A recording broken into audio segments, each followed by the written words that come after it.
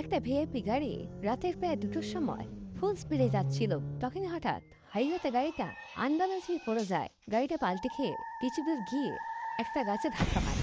গাছে ধাক্কা লাগার পর গাড়িটা সম্পূর্ণভাবে ভেঙে যায়। তোমরা কি দেখে বলতে পারবে গাড়িটা কেন পাল্টে খেলো? ভাবো ভাবো।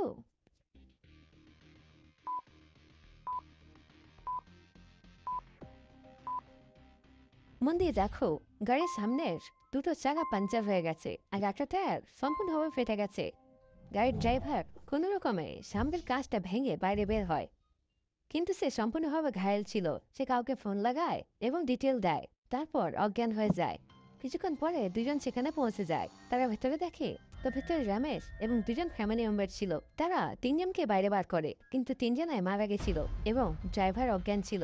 তারপর তারা টর্চ লাগিয়ে রাস্তাটাকে ভালো করে দেখে, তো রাস্তায় অনেক পেরেক পড়েছিল। তারা বুঝে যায় যে কেউ ইচ্ছে করেই রাস্তায় পেরেক দিয়ে রেখেছে যাতে গাড়ি পাঞ্চার হয়ে যায় এবং অ্যাক্সিডেন্ট হয়। তারা অ্যাম্বুলেন্সকে কল করে দেয়। তারপর পুলিশ এবং ডিটেকটিভ মেহুলকেও ডেকে নেয়। মেহের এবং আলিয়া তখনই সেখানে পৌঁছে যায়। এখনো পুলিশ পৌঁছায়নি। পুলিশ আবার বলে মেহুল আশেপাশে জিনিসপত্র ভালো করে দেখতে শুরু করে। পণ্য, এখানে আবার অ্যাক্সিডেন্ট হতে পারে। মেহুলের এটা কেন মনে হলো যে এখানে আবার অ্যাক্সিডেন্ট হতে পারে? ভাবো ভাবো।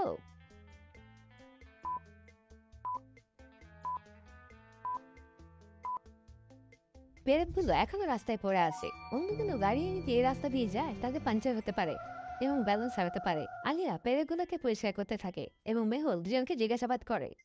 তাদের মধ্যে একজন বলে, স্যার, আমার নাম শিবম আর এটা আমার ছোট ভাই শিব। এই গাড়ির ভিতরে আমার বাবা রমেশ আর দুজন ফ্যামিলি মেম্বার ছিল। কিছুক্ষণ আগে আমরা গাড়ির ড্রাইভারের ফোন পেয়েছিলাম এবং সে বলে যে গাড়ির অ্যাক্সিডেন্ট হয়ে গেছে, তাই আমরা এখানে চলে এসেছি। তখন সেখানে অ্যাম্বুলেন্সও চলে আসে। তার সাথে ডক্টর সানিনা সেখানে পৌঁছে যায় এবং ড্রাইভারের চিকিৎসা করতে শুরু করে। মিহির 3টি রেড বডিকে ভালো করে দেখে এবং তখন বুঝে যায় যে এদের মার্ডার করা হয়েছে। মিহিল এমন কি দেখে নিল যাতে তার মনে হলো এটা মার্ডার? ভাবো ভাবো।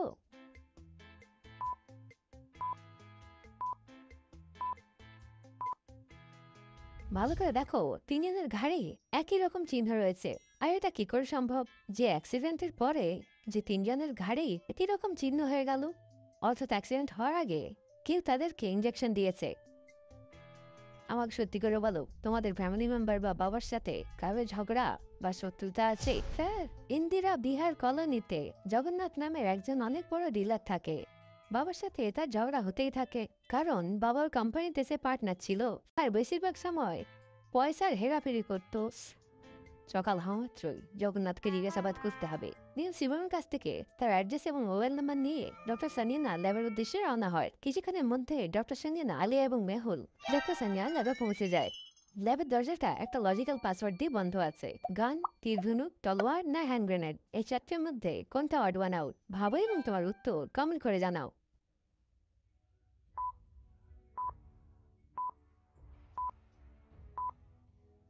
এই চারটির মধ্যে তলোয়ার সবচেয়ে আলাদা, কারণ তলোয়ার বাদ দিয়ে বাকিগুলোকে দূর থেকেই চালানো যায়, যেখানে তলোয়ারটাকে হাতে ধরে চালানো হয়। বাকি 3টে অস্ত্র, কিন্তু তলোয়ার হলো শস্ত্র।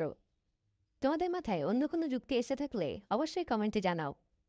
মেহুল 3 নম্বর বাটন প্রেস করে এবং তিনজনাই ল্যাবের ভেতরে চলে যায়। মেহুল, স্মার্ট তুমি, কত সহজে সলভ করে নিলেন। তাই তো ডক্টর সানিয়া, আমি সুপার ডিটেকটিভ। মেহুল বডিটাকে ল্যাবে রেখে ডক্টর সানিয়া রিসার্চের জন্য ছেড়ে দেয়। আলিয়াও ডক্টর সানিয়াকে সাহায্য করার জন্য সেখানেই থেকে যায়। মেহুল তখনই থেকে জগন্নাথের বাড়ি পৌঁছে যায়। সকাল 4টে বাজছিল। এখনই বাড়িতে যাওয়া ঠিক হবে না, আমাকে সকাল পর্যন্ত এখানেই অপেক্ষা করতে হবে। হতে পারে জগন্নাথের এই অ্যাক্সিডেন্টে হাত আছে। যদি এরকমটা হয় তাহলে সে বাড়ি থেকে পালানোর চেষ্টা করবে। আমি সারা রাত ঘুমাইনি, কিছুক্ষণ ঘুমিয়ে নি। মিনন তার গাড়ির ক্যামেরাটা জগন্নাথের বাড়ির দিকে করে দেয় এবং গাড়ির মধ্যেই ঘুমিয়ে পড়ে। সকাল 7টার সময় মেহুলের ঘুম ভাঙে এবং তখনই মেহুল জগন্নাথের বাড়ি পৌঁছে যায়। সেই সময় জগন্নাথ চা খাচ্ছিল এবং পেপার পড়ছিল। আমি ডিটেকটিভ মেহুল রমেশ এবং তার ফ্যামিলির মার্ডারের ব্যাপারে তোমাকে জিজ্ঞাসাবাদ করতে চাই। তো জগন্নাথ বলে, দেখুন স্যার, আমি এই অ্যাক্সিডেন্টের ব্যাপারে কিছুই জানি না। যদিও আমার সাথে রমেশের ঝগড়া হয়, কিন্তু আমি তাকে মারিনি স্যার। মেহুল তখনই বুঝে যায় যে জগন্নাথ মিথ্যে কথা বলছে। কেন? মেহুলের এটা কেন মনে হলো? ভাবো ভাবো।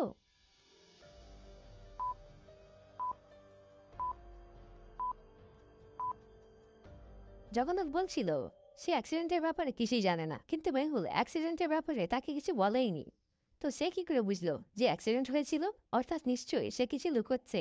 মেহুল তাকে ধরে ফেলে। তো জগন্নাথ কাঁদতে শুরু করে দেয় এবং বলে, স্যার আমি কিছুই জানি না, আমি কিছুই করিনি স্যার।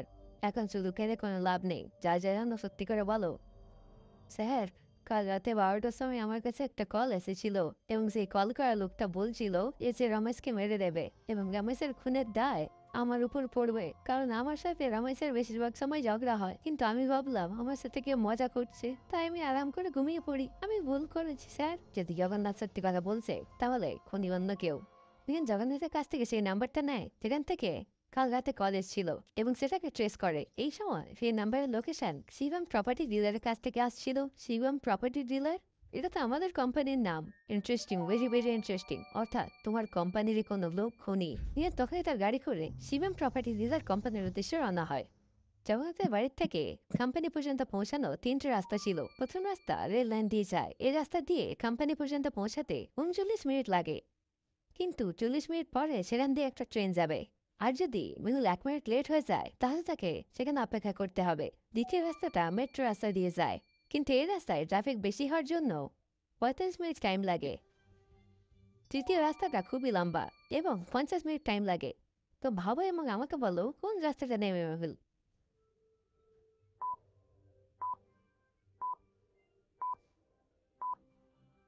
মেহুল প্রথম রাস্তা দিয়ে যাবে না নিশ্চয়ই, কারণ 40 মিনিট পর ট্রেন আসতে চলেছে। কিন্তু ট্রেন আসার 5 মিনিট আগের থেকে রাস্তা বন্ধ করে দেওয়া হয়, আর ট্রেনটা আগে পিছু হয়ে গেলে অনেকক্ষণ দাঁড়াতে হবে।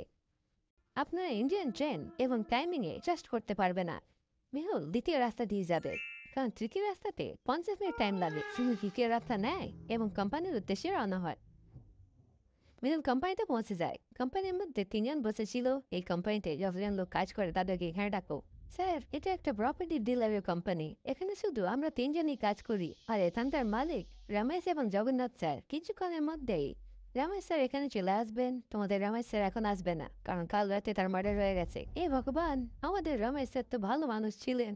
মৃত্যু এটা দেখা না যে কে ভালো কে খারাপ। এমনিতেও তোমাদের রমেশ স্যারের মার্ডার করা হয়েছে, তাও আর খুব প্ল্যানিং এর সাথে। আমার ডাউট যে মার্ডার করা লোকটা তোমাদের 3জনের মধ্যে কেউ একজন। স্যার, আপনি আমাদের উপরে মিথ্যে দোষ চাপাচ্ছেন। আমরা এরকমটা করতে পারি না। কে সত্যি বলছে কে মিথ্যে বলছে তা এখনই জানা যাবে। মিলন আবারও মোবাইলটাকে ট্রেস করার চেষ্টা করে, কিন্তু এইবারে মোবাইল নাম্বারটা বন্ধ আসছিল এবং ট্রেস হচ্ছিল না। মনে হচ্ছে খুনি ইচ্ছা করে মোবাইল নাম্বারটা বন্ধ করে দিয়েছে। তারপর মেহুল সেই 3জনকে জিজ্ঞাসাবাদ করে। তো ম্যানেজার বলে, স্যার আমি কালকে আমার ভাইপো রুহানের বিয়েতে গেছিলাম। এই দেখুন স্যার, ম্যারেজ হাউসের বাইরের ছবি। কোম্পানির দ্বিতীয় লোক বলে, স্যার কাল রাতে আমি আমার পাড়াতে পার্টি করছিলাম, আপনি চাইলে কাউকে জিজ্ঞেস করতে পারেন। কোম্পানির তৃতীয়জন বলে, স্যার কাল রাতে আমি আমার ওয়াইফের সাথে বার্থডে মানাতে হোটেলে গেছিলাম, এই দেখুন সেখানকার ছবি। ইহান 3জনের কথা শুনে এবং ছবিগুলোকে ভালো করে দেখে এবং বুঝে যায় যে কে মিথ্যে কথা বলছে। কিন্তু তুমি কি বুঝতে পারলে?